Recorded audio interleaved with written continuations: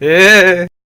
Another episode of the Art Bros. What up, guys? Yo. Say hey. So, as always, Mike and Fancy Dave Hey. with Patrick. Yeah. Yeah. Hey, Pat. Hey. So excited. Yeah, it's because you know why? We're continuing the spooky train, chugging along with the next piece in our Halloween edition of Art Bros. And look at it! Look at it! It's awesome. Is it It's severed heads or study of severed heads? Well, it's whatever it is. It's creepy as hell, I'll tell you that. Yeah. That's what it is. So, guys, what we're looking at today is Study of Severed Heads, which I'm going to go ahead and assume it's called that because I'm pretty sure that's what it's called, by Théodore Géricault. I think that's how you say it. Or if it's pronounced French, Géricault. And you're the one that took French. I know. 4 years of basic French is down the toilet right there. And he was alive around the 1800s, early 1800s, died very young. This piece right here is a study from actual severed heads that, well, he had a hookup Yep. from a Oh, yeah. coroner. You had to back then. Yeah. Dude, being a painter had like some advantages back then, you know? You get severed limbs. Yeah. Like, You look at naked ladies. Yeah.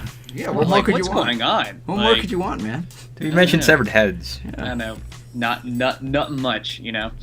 It's funny. This he did have a hookup with a local coroner, and it's really funny to say, but he had unlimited access to severed heads. That is like, how did that even go Oh, down? no, man. Did he go out It's like the Costco of severed limbs, man.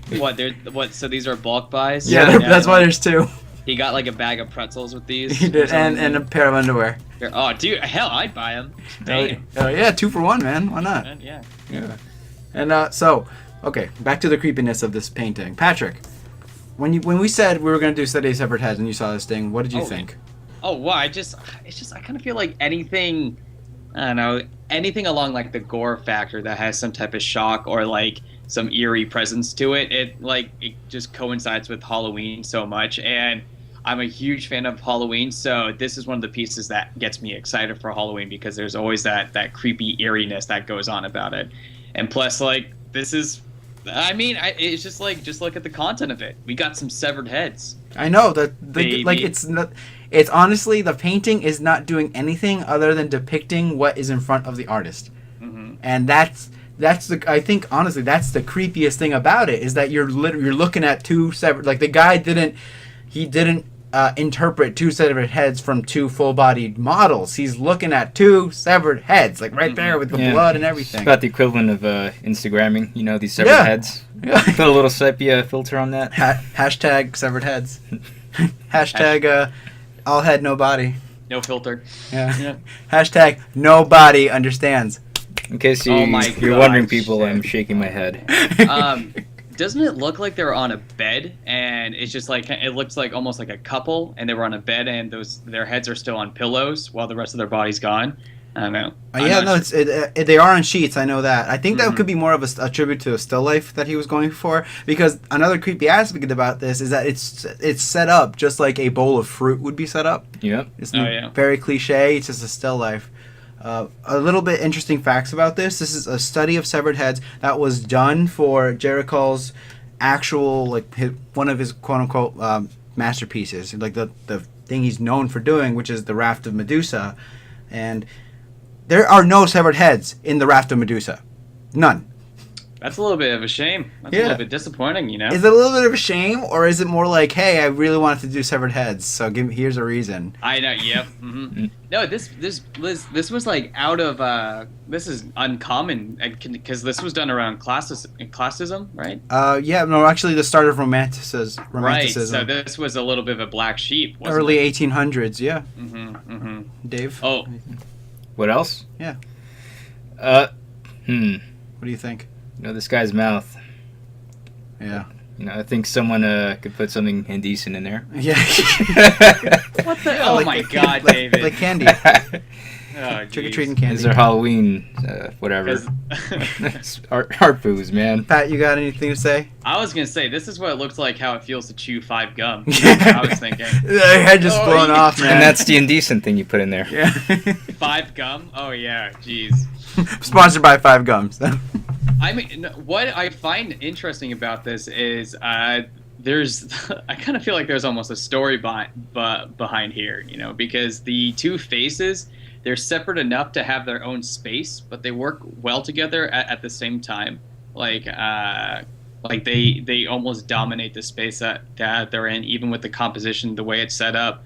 You got the bottom left, that's that strong white, and then the top that's strong dark. Yep. So it kind of divides the canvas in a diagonal composition. But then you got that black pillar in the middle that divides the dude's head from the right and the lady's head to the left. And I think that's a lady, but it just kind of goes back to what you were saying, Mike. It's interesting how this is a portrait and a still life and like a study and all that, but it's just like the decay is there, The decay is definitely there. I just like pointing creepy things out about this thing.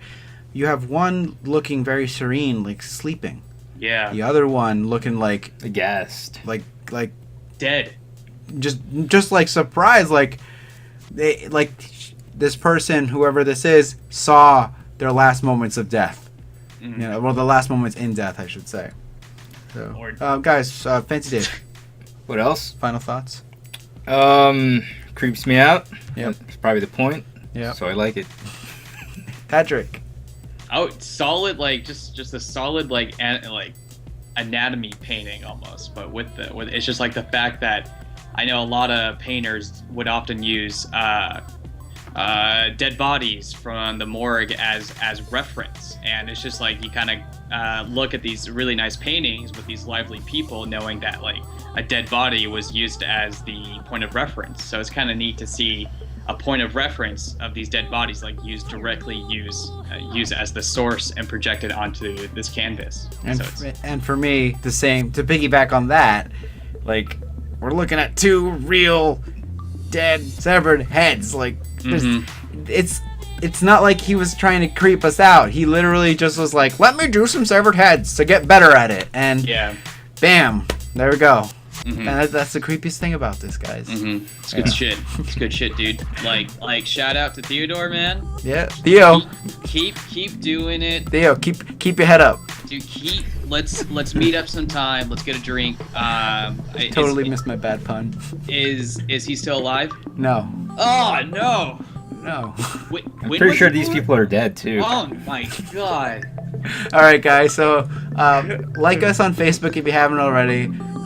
Subscribe to us on YouTube. Leave us some comments about some pieces you want us to do.